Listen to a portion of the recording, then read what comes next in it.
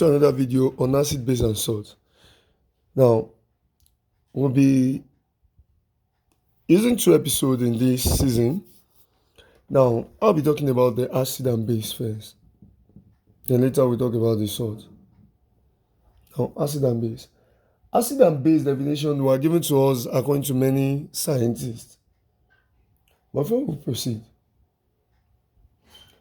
now you should know that both acid and base are found in the chemistry laboratories. You should know. Acid are being recognized as a class of substance that tastes sour. Acid is being recognized as a part of class that tastes sour. So most especially when you have a substance that the taste is sour, then we can say it is what? It is acid. And base is classified as a class of substance that tastes bitter. For instance, let me give you an example. We talked about the lemon. Lemon has a sour taste. It has a sour taste. This is as a result of the citric acid in what? In lemon. It is as a result of the citric acid in lemon. You have vanilla as well. Also tastes sour. It has a sour taste. This is also as a result of the acetic acid in what? In vanilla. Now, if you talk about the toothpaste now, the toothpaste contain, you observe that the toothpaste is not sour, and at the same time it's what? It tastes bitter. It has a bitter taste because it's contain what? It's contain base. We have other example like baking soda. Baking soda as well tastes bitter, and at the same time it is not a matter of it's not the matter of the taste for the base. The base it tastes bitter, but at the same time it is slippery. It is slippery feel when in contact with the body. When in contact with the body,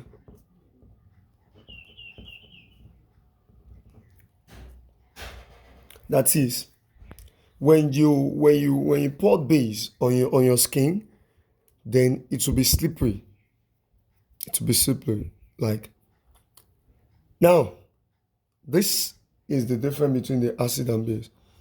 Now, different scientists gives definition on acid and base. Now, the first scientist, we have the Svante Arrhenius. That is what many people called Arrhenius definition. Now, Svante, in the year 1884, Svante Arrhenius in the year 1884, he defined acid as any chemical substance that dissociates in water to liberate hydrogen ion or hydrozonium ion as its only positive ion. So, he defined acid as defined as any chemical substance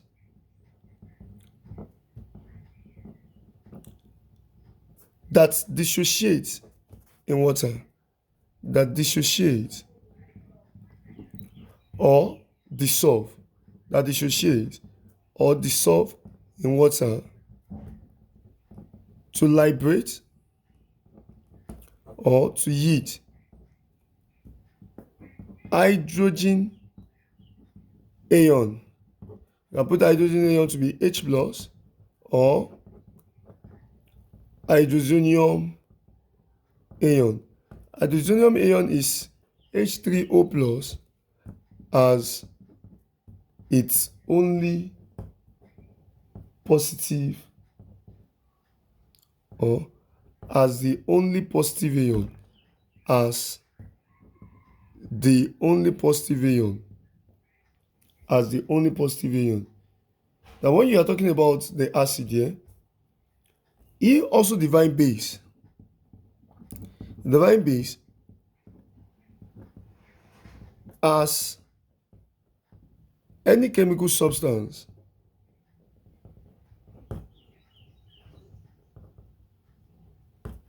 that dissociates or dissolve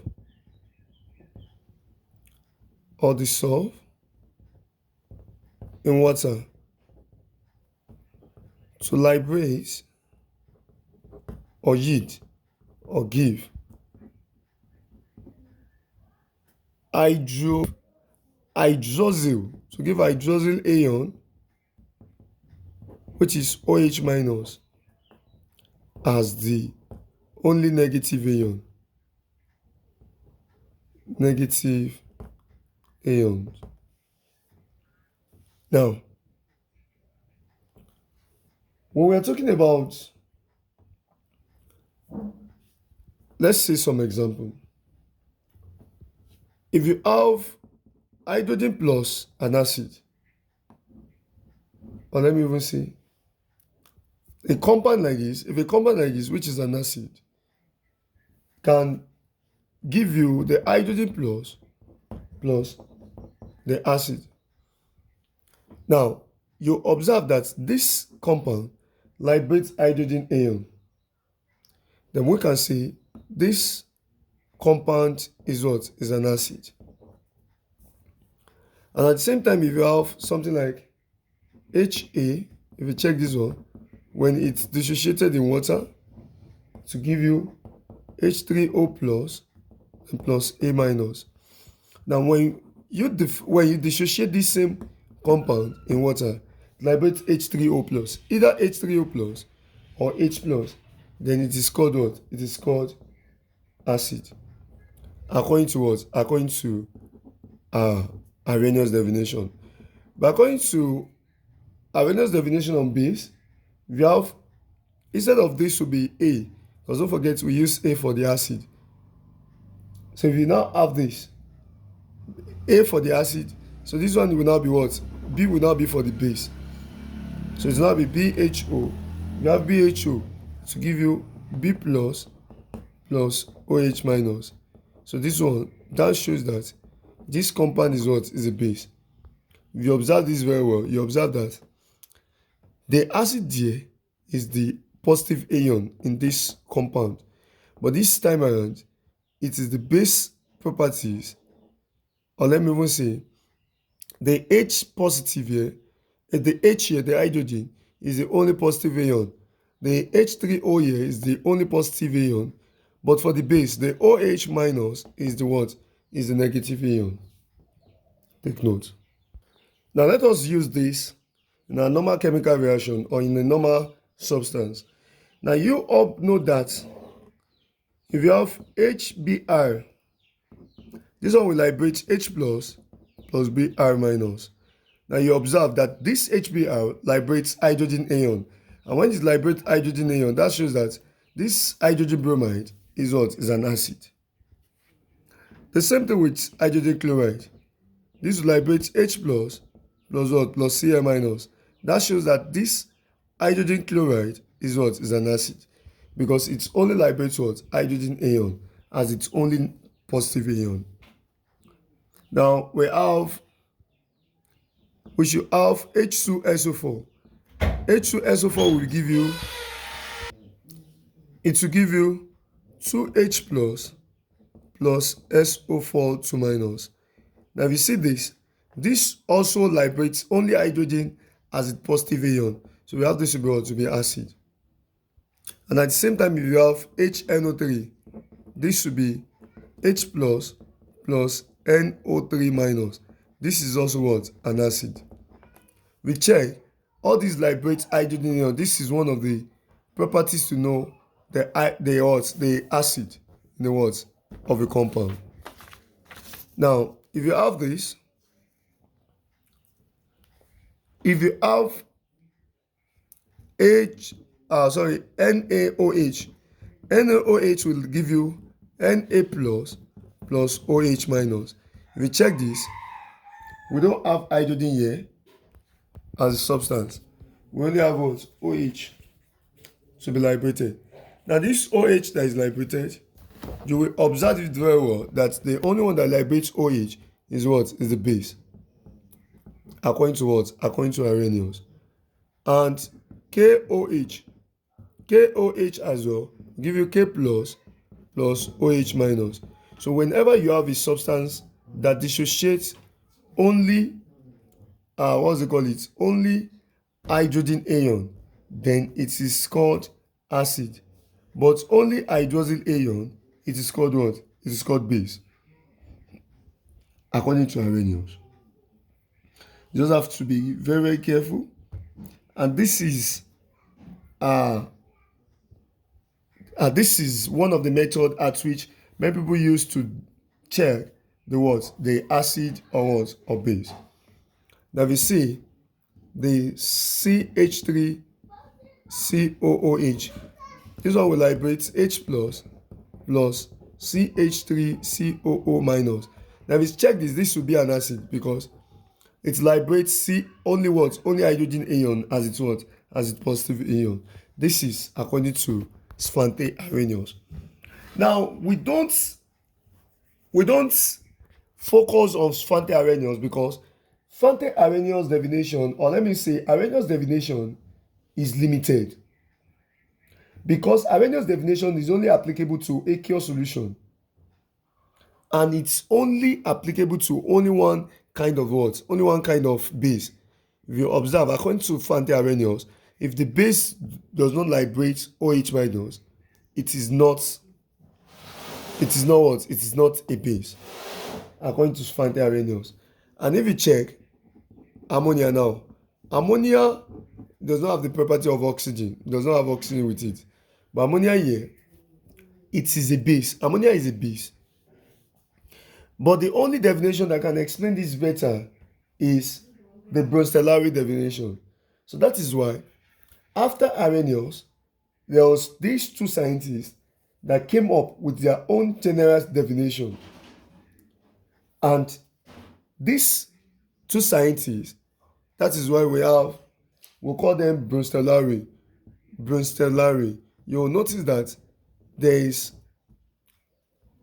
an hyphen in between, which shows that the name is a what? Is a compound name. Brunstellari theory in the year 1923. Now you should know the Brunstead comes from the Johannes Brunstead, the chemist. A chemist called Johannes Brunstead. Johannes Brunstead, and an English chemist as well. This Johannes Brunstead is a Danish chemist. He's a Danish chemist. And we also have an English chemist, which is Thomas Lowry. So Thomas Lowry and what? And Johannes Brunstead. This one is an English chemist. So if you check the two very well, they now combine the two to give us Brunstellari. So now, according to Brunstellari definition, they define acid as is defined as proton donor. So, and the divine base as proton acceptor. So that means any substance that dissociates in water, or let me say any substance that donates proton in a what? In a reaction is called what? Acid. And any substance that accepts the proton is called what? Base. But now, according to Bronsellari, a proton means hydrogen. A proton means hydrogen ion. So if you are talking about the proton here, they mean it to be hydrogen. So that shows that, in short, any substance or any compound that donates hydrogen is what? An acid. But anyone that accepts hydrogen is called what? Base. So let us see. If you have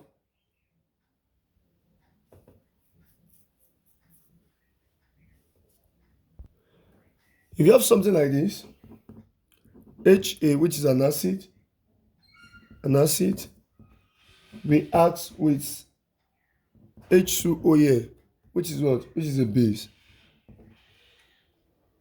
Will now give you H3O plus plus.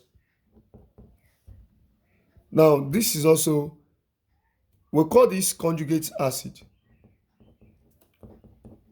and we'll call this conjugate base according to Bronsellari. So Bronsellari talks about the conjugate acid and the conjugate base. Now, if you observe this AHA, which is an acid, donates the hydrogen here to this H3O. So it now makes the quantity of this hydrogen to become 3. Now this, what's left here, what remain here, what remain in this HA is what? Is A, which is here. So this acid donates hydrogen to this. So the substance that donates hydrogen is called acid. So the one that accepts the hydrogen, which makes this to be H3O, is what is known as what? Base. So they define acid as proton donor, and they define base as proton acceptor. Now, let us see two more reactions. Now, if you have HCl plus NH3 plus NH3 will give us, if you have this, you can add this to be NH4 then plus Cl minus. Now observe this. You will see that this is known as acid. Everybody know that hydrochloric acid is an acid. This is a base here. Because if you check very well, this HCl will donates the hydrogen that is here to this NH3, which makes this to be NH4. What's left here is what? Is Cl, which is here. So this CH4 is known as the conjugate acid. And this one will be known as what? The conjugate base. So the Bronsellari definition according to acid and base is the one that donates a proton, that is, that donates an hydrogen, is called an acid. But the one that accepts is called a base. Let me give you an example. Another one is the reaction between the sulfuric acid. So sulfuric acid plus H2O plus water. This is an acid and this is a base. And if you observe this one will donate one of the hydrogen to this. What remains here is HSO4. And this one will be plus. Sorry. And after this one donates to this, then this one will become H3O plus. This one will be minus. And this one is the conjugate acid here. So this is the conjugate acid here. Because don't forget, the property of acid is the H3O. And this one is what? The conjugate base. Let me give you more example. If you have HNO3, if it reacts with CH3OH is methanol. So let's say this one This one is nitric acid. And this one is methanol. It's a base. This one we give one of the hydrogen here because it's an acid to this one. Then this one remain NO3. So we now have this to become CH3OH2. This compound is known as methanonium. You can cite that. Methanonium. This is methanonium, but it is also the what? The conjugate acid. The conjugate acid. So this one will be taking plus. And you have what? You have what's remain here is NO3, which will be minus. And this one is what? The conjugate base. Now, Brostolari talks about the conjugate acid and the conjugate base. So don't forget, in this aspect, we're able to learn two things. That is their definition. The compound that donates hydrogen is called the conjugate, is called acid. And the one that accepts hydrogen is called base. Now, you will observe that the conjugate acid here is formed when the proton is transferred to the base. So let's talk about the conjugate acid. Conjugate acid is formed when proton, which is hydrogen, is transferred to what? To the base. And the conjugate base is also formed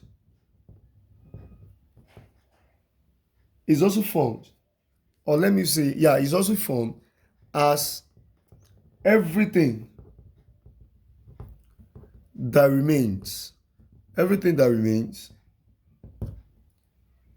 in the acid molecule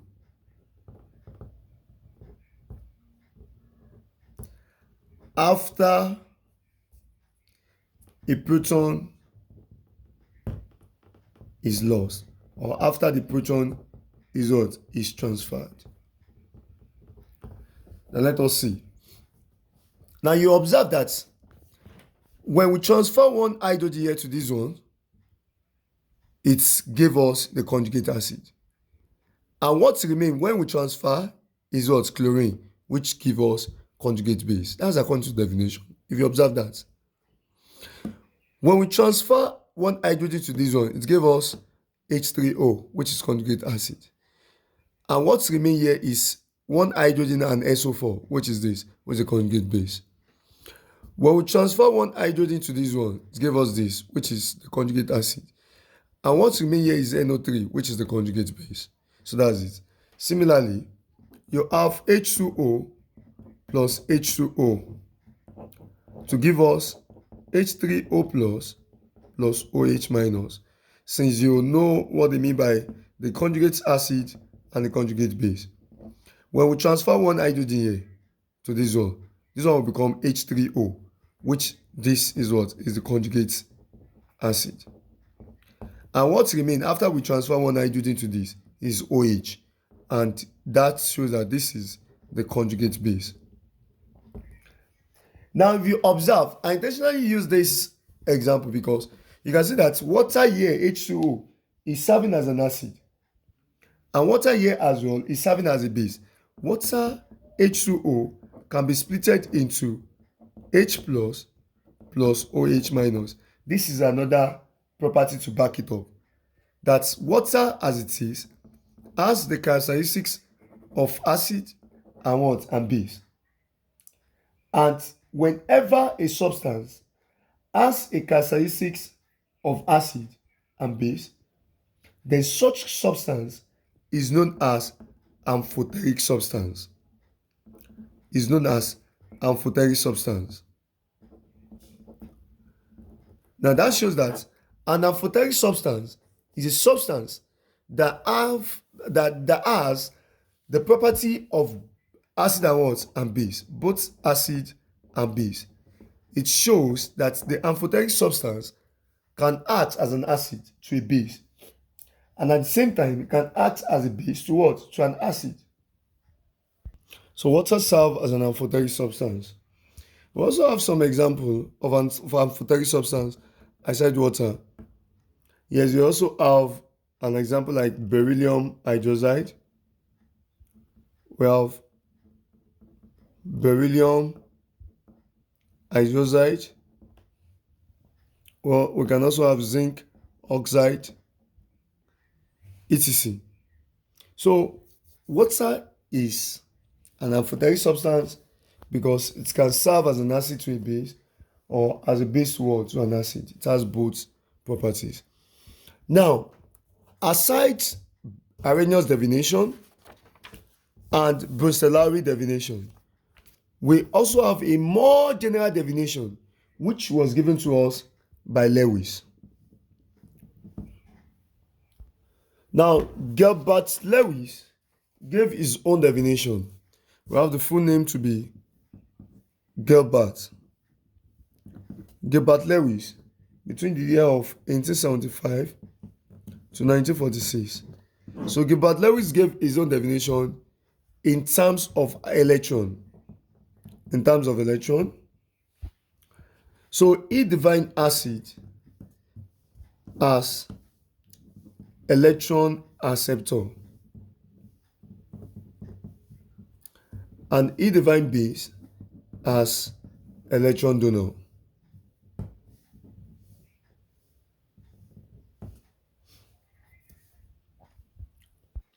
Now let us see some example about the Lewis acid and Lewis base.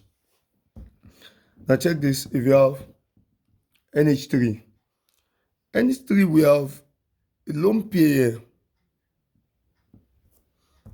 When it reacts with, let's say, hydrogen now, hydrogen plus, to give you NH4. To give us NH4. And if you observe this is an acid here, and this is a base. How? It is this one will adopt this, because the relationship, or let me say the reaction, will be like this. So there will be electron from the what? From this NH3 towards to the hydrogen here. To the hydrogen here. So it will match from here to here. So this one will come and match with this. So it is this one that is donating the what? The electron. But it is this one that is what? Accepting the electron. So don't forget, the substance that donates the electron is called base. And the one that accepts the electron is called what? Acid. Let me give you another example. We have BF3 plus NH3. This one will give us, we check this very well. This one will give us, there's an adoption as well, in which you have the Fe3B, the BA3, or let me even say, there will be an adoption from the NH3 to this BF3. So in which this will give you BF3NH3. So this is it. Now if you observe it very well, this is what? Addition, like it's being added together. Now the next one, let me just give you one more and we end this aspect of the Lewis. Lewis definition is more than this. If you have Ag plus, that shows that this one is a base, and this is what? Is an acid, because it is this one that donates electron to this. Now Ag plus let's say 2 of the ammonia as well. This will also be serving as a base. This will also be serving as what? As an acid. It will give you, let me see, NH3, because it is 2. NH3 plus, you have the Ag plus what? Plus another NH3.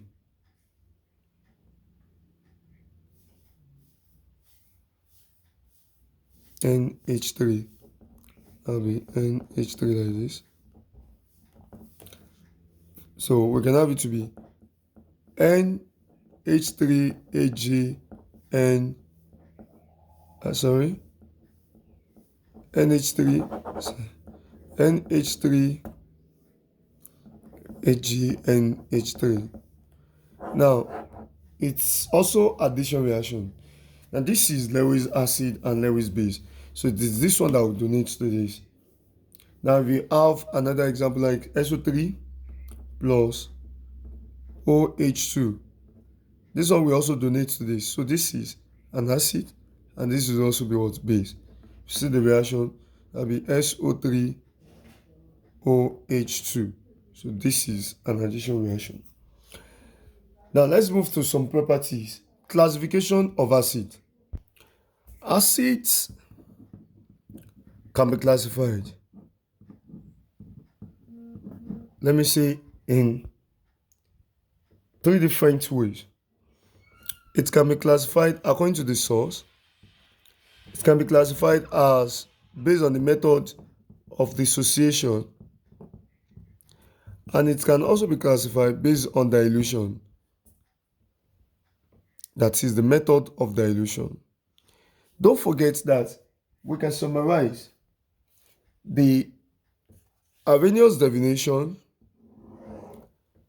Brunelleschi divination, and Lewis divination. Arrhenius,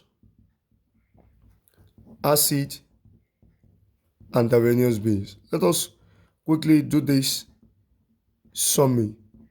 Brunelleschi divination for acid and for what? For base. And Lewis divination based on acid and base. Arrhenius divination is any chemical substance that dissociates in water that liberates hydrogen ion or hydrogenium ion as its only positive ion.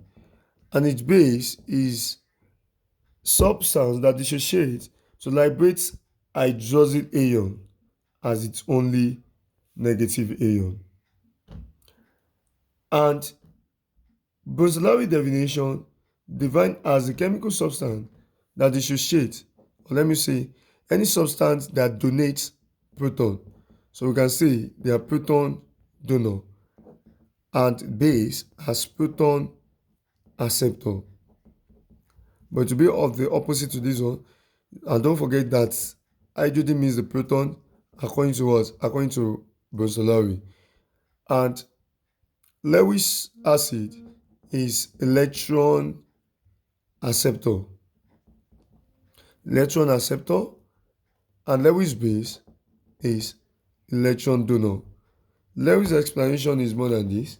So when we get to another topic at which we need it, we are going to make more clarification on that. Now let us give the classification of acid in this format. Number one, based on source.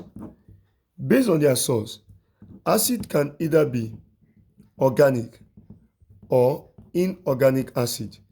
It's based on their source. Now, if you are talking about the organic acid, for instance, let's talk about, we're talking about the citric acid.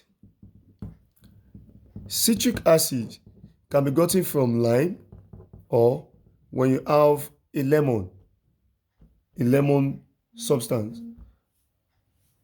Now you have oxalic acid. Oxalic acid can be gotten from tomato. You can have the lactic acid. The lactic acid can be gotten from what? From milk. You can have a stearic acid. Stearic acid can be gotten from, let me say, the fats. And we can have the amino acid. Amino acid can be gotten from proteins. We can have the ascorbic acid. There's ascorbic acid, we can also say is vitamin C. So it can be gotten from what? From orange. It can be gotten from orange. We can have the acetic acid, as I said in the beginning, which can be gotten from the vinegar. Vinegar. Now, all these, they are what? They are organic acid. But we are talking about the inorganic acid, like hydrochloric acid, HNO3. You can have the H2SO4. So all these are example of inorganic acid. You can have H3PO4. It's an inorganic acid. You can have H2CO3, which H2CO3 is carbonic acid. This one is carbonic acid. Yes. This one is uh, phosphoric acid. This one is phosphoric acid.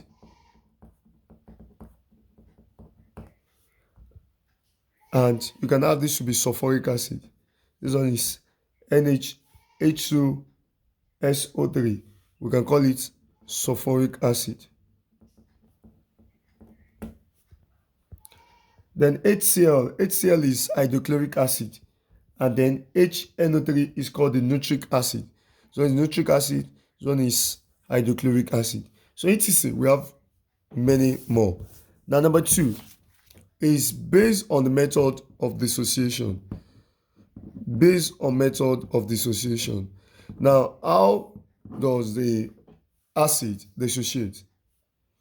Now, based on method of dissociation, acid can either be strong or what? Or weak acid. Strong or weak acid. That's the classification of what? Of acid. Now, what is strong acid? Strong acid is an acid that's ionized completely in water. They ionize completely in what? In water.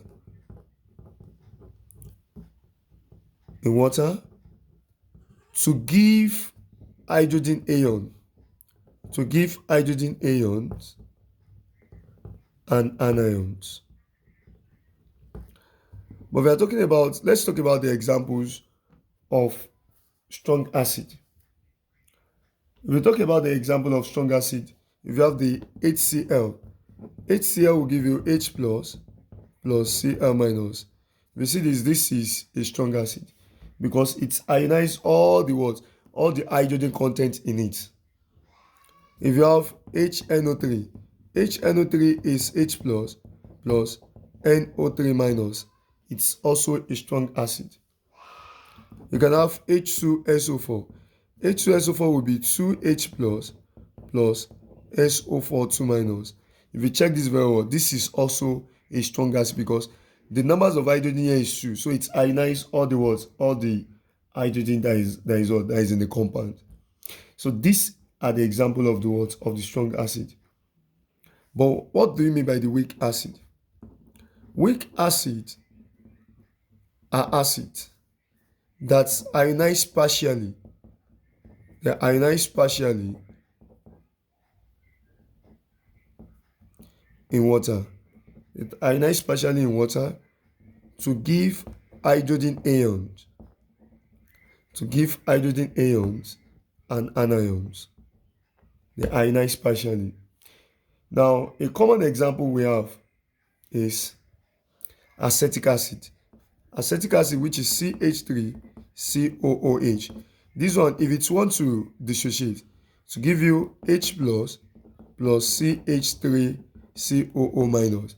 Now, if you check this very well, the numbers of hydrogen in this compound is 4, but it only liberates one hydrogen. So, because it does not liberate all the hydrogen content, but if you observe all these, they liberate all the hydrogen content. But this one only liberates one. So that is why it is what? It is regarded as weak acid. Regarded as weak acid. Now, majorly, most organic acid. Most organic acid are weak acid. Most organic acid are weak acid. So that is another point. They will not dissociate all the hydrogen content in them. The third one is based on the method of dilution. Based on the method of dilution. But before I go into method of dilution, it is important to know how acid is being described based on the number of protons. Now, I'll still talk about this. Let me talk about it under this aspect. Now, based how acid is being described based on the numbers of proton. Now, when the numbers of proton that is being produced during dissociation matters, we have what is known as monoprotic. Monoprotic acid are acid that dissociates only one proton. So when it dissociates only one proton, we call this what? Monoprotic. And what do we call proton? Proton is hydrogen. Don't forget. An example of monoprotic can have HCl. According to this, it only liberates only one. You have CHCOOH. Now this one as well only liberates one hydrogen. If you can see, it only liberates one hydrogen. So this is also known as monoprotic. So this one, we also have HNO3. HNO3 is also monoprotic. If you observe, they liberates only one what? Only one hydrogen. It is monoprotic. Now, when you call diprotic,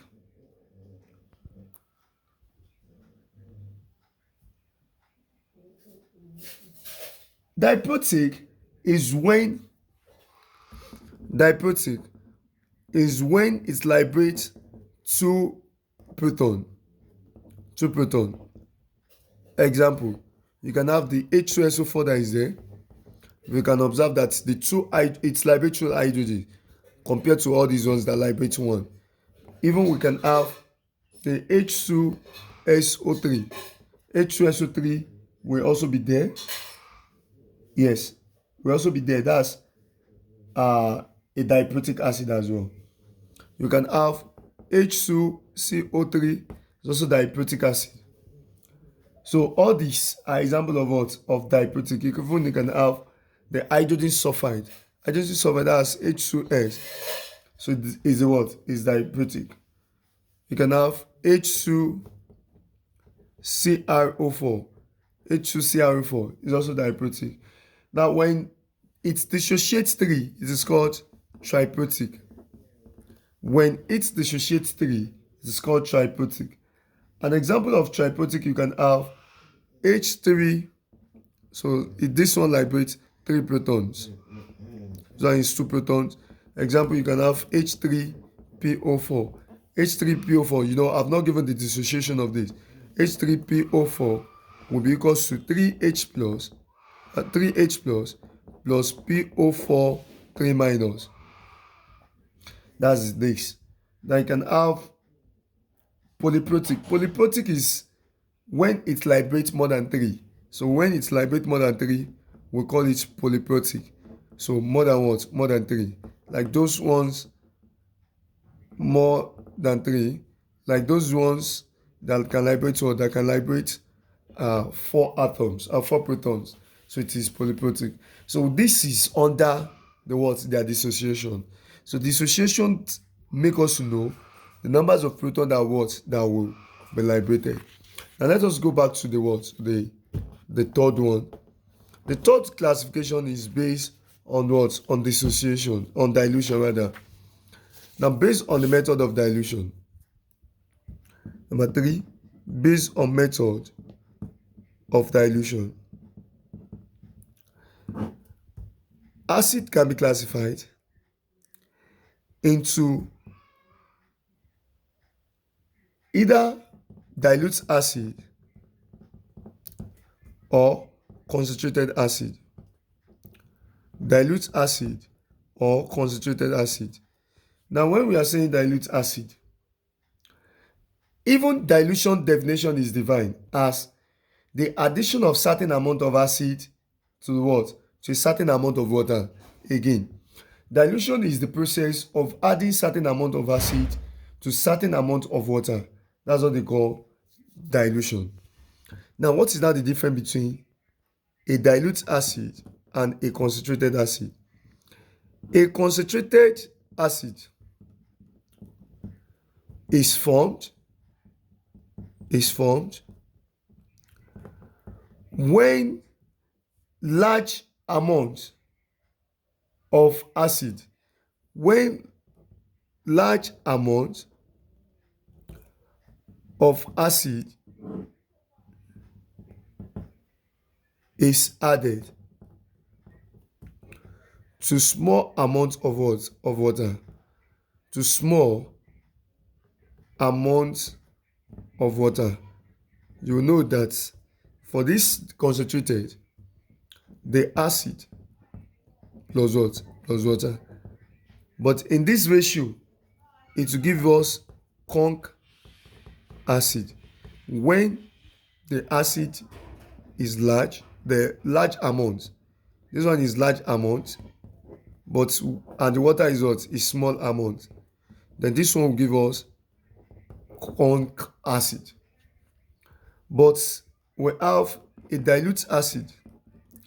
A dilute acid is formed when a large amount of water,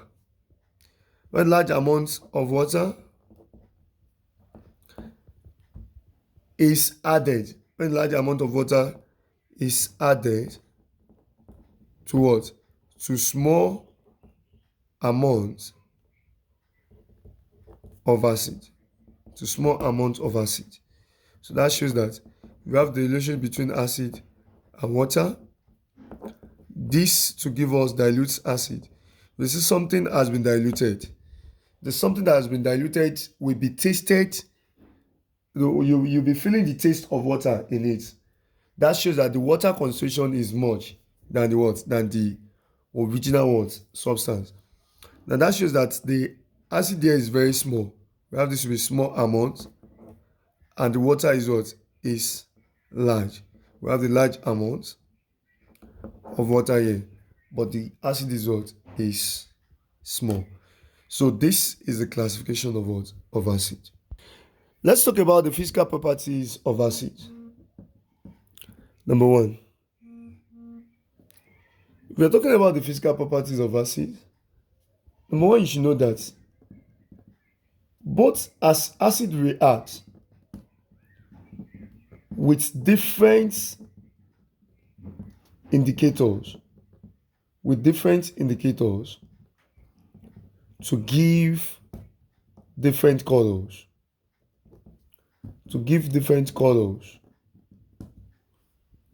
For example, the acid turns blue litmus paper red. Don't forget, if it is base, this is one of the difference between acid and base. Acid will turn blue litmus paper red, but base will turn red litmus paper blue. So it's opposite. Yes, acid will turn blue litmus paper red, but if that litmus paper is red, acid will maintain the red color. Now, the same thing with base. Base will turn red litmus paper what? Blue. You should take note of that. Now, acid also turns methyl orange. It turns methyl orange red. But this appears colorless. It appears as if there's no color. With what? With phenolphthalein. This is another property. It appears colorless with phenolphthalein. Let me even write it as this. So acid has no effect. Let me even say it has no effect, or it appears colorless. It appears colorless with phenolphthalein.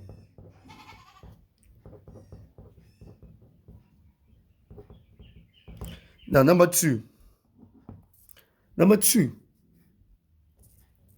dilute acid. Dilute acid have sour taste. Dilute acid have sour taste, which accounts for the sour tasted of some fruits when they when they are yet to be completely ripe. When they are yet to be completely ripe, so they taste sour. Number three, physical properties. We have the concentration, or let me say, the concentration form of strong acid are corrosive. Corrosive in what way? That is, they are very dangerous to the world, to the body.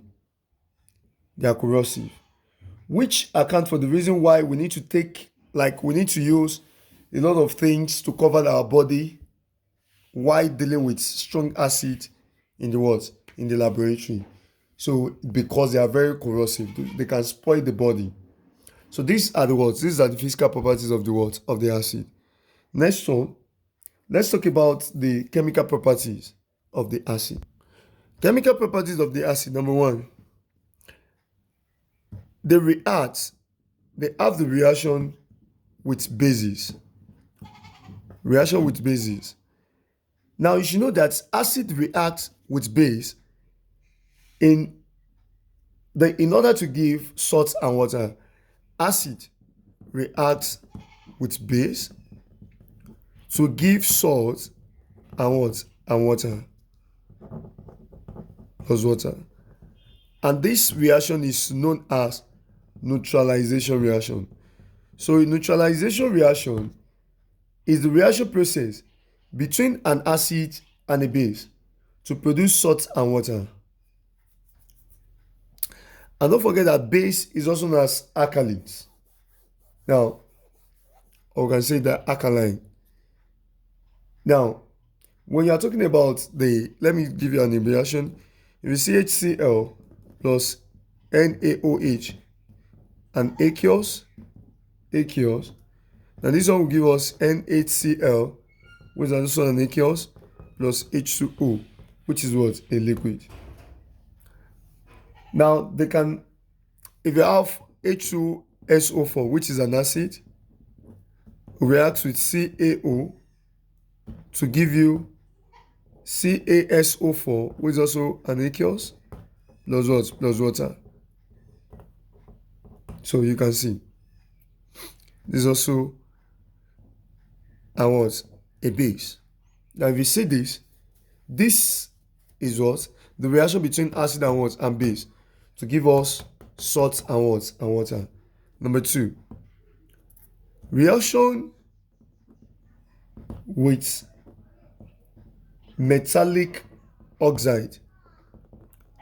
Now when we are talking about the metallic oxide, that's metal and oxide, like metal and oxygen, metallic oxide. Now acid reacts with metallic oxide in order to produce salt and water. The same thing as neutralization reaction. So if you see CuO, this is copper oxide. Copper oxide, when it reacts with hydrochloric acid, which is HCl, to give you CuCl2 plus what? Plus H2O, which is liquid. You can see that this one is copper chloride So with what? With water. So this is a what? A base. This is a metallic oxide. Metallic oxide. So that is, and the special example here is copper oxide. So this copper oxide reacts with this hydrochloric acid. This is an acid to give us the salts and water. Number 3. They also react. There's a reaction with triazocarbonate. Triazocarbonate 4 compounds. Now, triazocarbonate 4 compounds, you can see any compounds like that. Like it can be hydrogen triazocarbonate, it can be sodium triazocarbonate, it can be copper triazocarbonate. So let us see. If you see this, even it's not only triazocarbonate. Now, if you see this, whenever the acid reacts with triazocarbonate 4 compound, it will also produce salt and water. But it will liberate carbon dioxide as a byproduct. To liberate carbon dioxide as a byproduct, we'll see, let's say this one is sodium triazocarbonate. So plus the acid. This is an acid. When it's a solid, you have an aqueous, which is an acid. It will give you 2NaCl, an aqueous, plus H2O, liquid, plus CuO, which is the gas. So this is the difference between this one and the one I've been saying since morning. So there will be liberation of what? Of carbon dioxide as a byproduct. Now let's talk about the copper triazocarbonate. Copper triazocarbonate is also a solid when it reacts with 2 hydrochloric acid and aqueous. It will also give us sodium chloride. To give us copper chloride. That's CuCl2, copper chloride. That's an aqueous, plus water, which is a liquid, then plus CO2, that's the gas. If you observe, they are balanced. Sodium here is 2, sodium is also 2 here. Carbon is 1, carbon is also 1. Oxygen is 3 here. You have 1 oxygen here and 2 oxygen here. Hydrogen is 2 here, hydrogen is 2 here. Chlorine is 2 here, chlorine is 2 here. Here, copper is 1, copper is 1. Then you have the carbon is 1 here, carbon is 1 here. Oxygen is 3, oxygen is 1 here, 2 here, that's 3. We also have hydrogen to be 2, hydrogen is also 2 here. So we have chlorine to be 1, chlorine to be 2 here, and chlorine is also 2 here. So that's the difference. It can also react with tetraoxosulfate. Like, let me just give you the reaction. That's, you have H2SO4 plus 2HCl to give you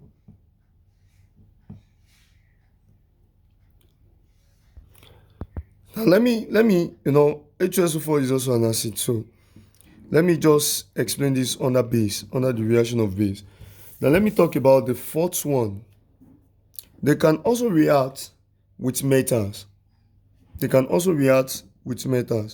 So their reaction with metals.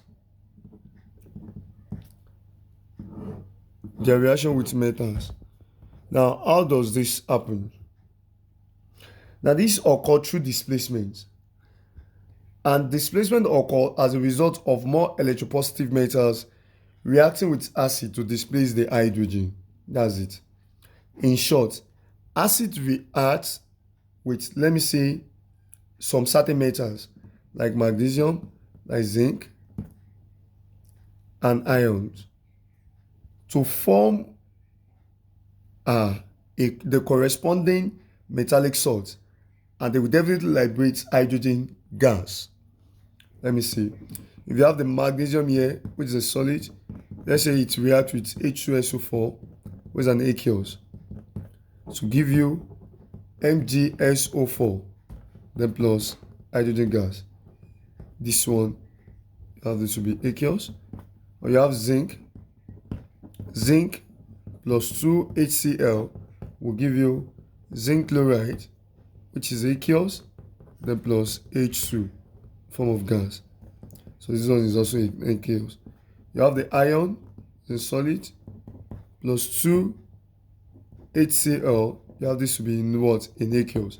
To give you iron chloride, which is also an aqueous, then plus what? Plus hydrogen gas.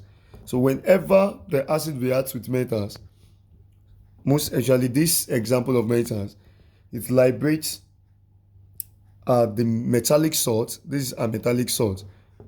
This is salt, and with what? The liberation of what? Of hydrogen gas. These are the chemical properties of what?